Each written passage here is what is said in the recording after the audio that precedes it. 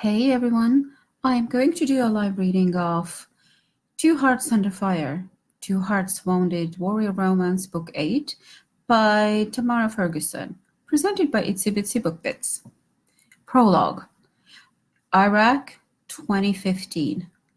Riding in the supply truck along with 3 other members of his team, Airman Russ Quinlan was becoming uneasy.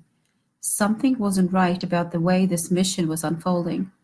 The intel provided had guaranteed the insurgents were contained in another quadrant, so why was he worried? As they drove past the location where he'd been told the ambush was supposed to happen, Russ realized the assignment had gone terribly wrong.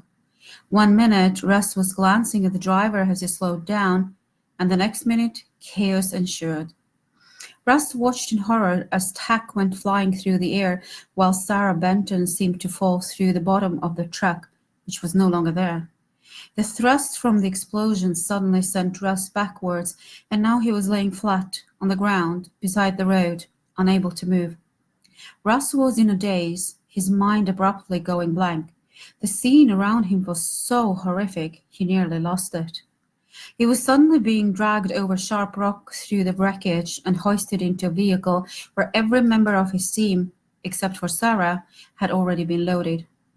Brian was probably in the best shape since he'd been sitting in the back of the truck, but Tack appeared to have lost most of an arm.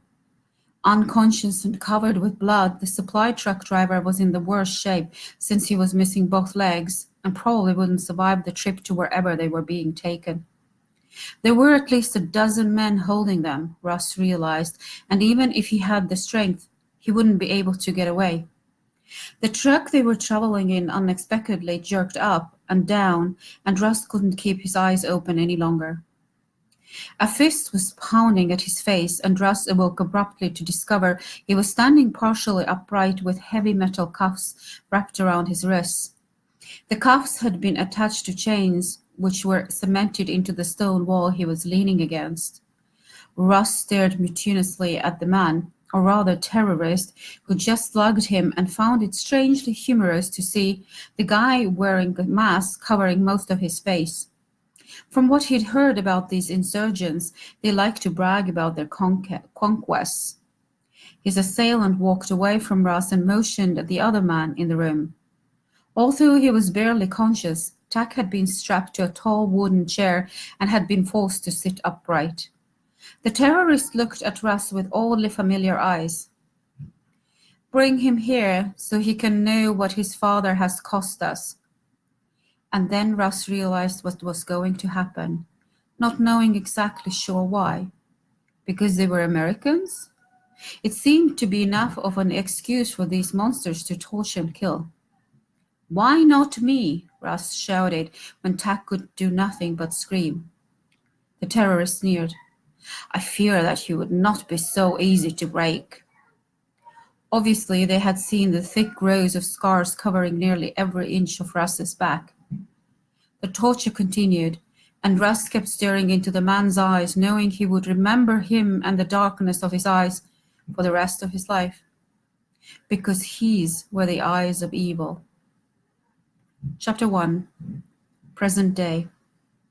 He'd been lied to, and now Russ Quinlan was being set up to take the blame. After sitting through several months' worth of drawn-out hearings, he was beginning to recognize the web of deception being spun around him. The evidence trapping him like a spider targeting its prey. As far as he could tell, there was no one in command who was on Russ's side, except perhaps AFOSI agent Lieutenant Brand Reardon, who was keeping an eye on the situation for the benefit of his fiancée, Sarah Benton, who'd been forced to testify about her own horrific experience in Iraq during the same mission as Russ. An experience which more than likely would have never happened if the mission had been carried out the way that Russ had been informed it would. Trouble was ahead, and an instinct had told him during the hearing this afternoon that he wasn't far away from being taken into custody. And if that should happen, how would he be able to prove his innocence with so many people assuming he was guilty of treason? He needed someone to talk to who could possibly tell him where he stood and since Brand was an Air Force Special Investigations agent, Russ had decided to stop by Brand's Quantico apartment to see if he was home. Depending on traffic, it was less than a 45-minute drive, and maybe Brand would at least be able to recommend a lawyer, since Russ had no idea who he could trust. Although an in-ground swimming pool appeared to have been added, the layout didn't look much different than it had the one time he'd been here 3 years ago, Russ noticed, pulling into the parking lot of the mid-level security complex. Parking near the apartment entrance, Russ stepped out from inside his truck, scoping the property perimeter from force of habit. A few people were scattered across the lawn near a barbecue grill, and there was a man who'd driven into the parking lot behind Russ, who was walking toward the sidewalk on the other side of the pool, which was bordered by a tall black metal security fence. As Russ walked around the pool along the sidewalk, he saw one lonely swimmer doing laps before coming to a halt. Bracing her hands on the edge of the pool, she hauled herself out. Russ started. For a moment he thought it was Sarah, Brand's fiancée, but Sarah had lost a lot of weight and wore a prosthetic, having been severely injured in Iraq. While this woman appeared to have no physical flaws, since most of her skin was exposed in the nylon tank suit she was wearing. In fact, she had a figure that had to be as close to perfection as Russ had ever seen. As she shook her hair free from a ponytail, Russ stood still for a moment to appreciate the view. Although she was a little shorter than Sarah, she looked enough like Sarah to be her sister, with her long dark hair and shaped long legs, along with a whole lot of curves in all the right places. When she picked up a towel and began wrapping it around her, Russ shook his head dazedly and continued strolling toward the entrance. Strange. With all the trouble brewing, he couldn't remember the last time he'd been this distracted by a woman. Walking into the apartment lobby, Russ approached the wall where the residents' apartments were clearly labeled, pressing the buzzer for Brand's.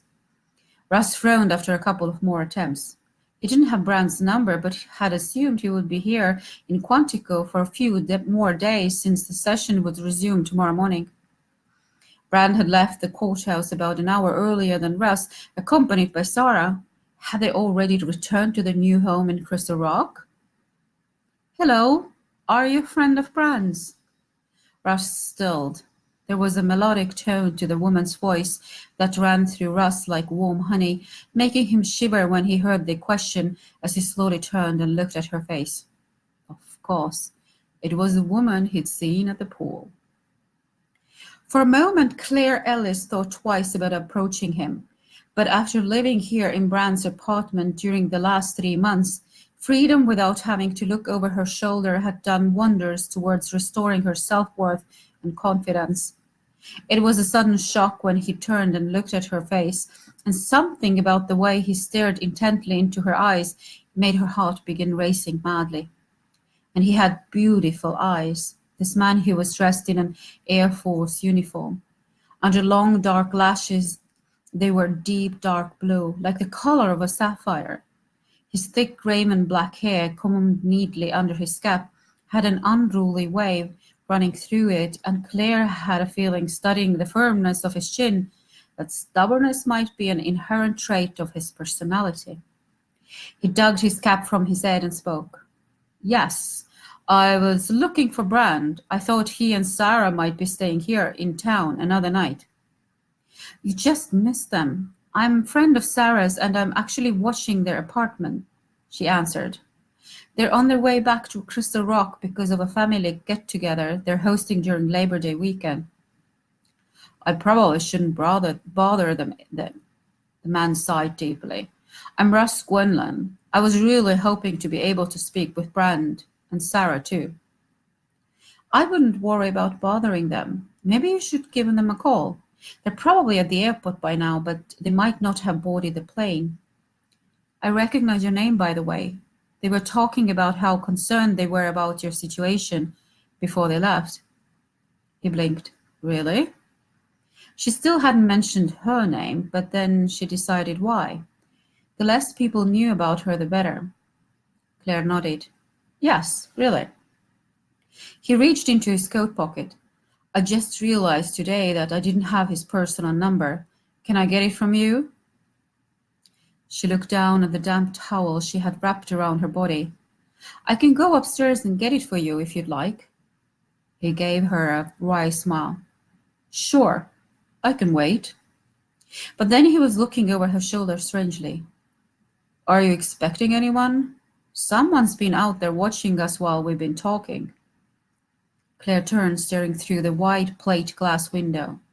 Oh no, it couldn't be, could it? Had Will finally discovered where she was?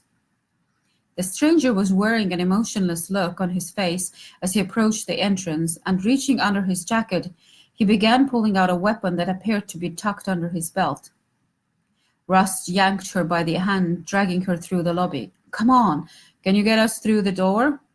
Claire's hand was shaking, but she had the sense to keep the security key on a bracelet around her wrist. I'll try, she muttered.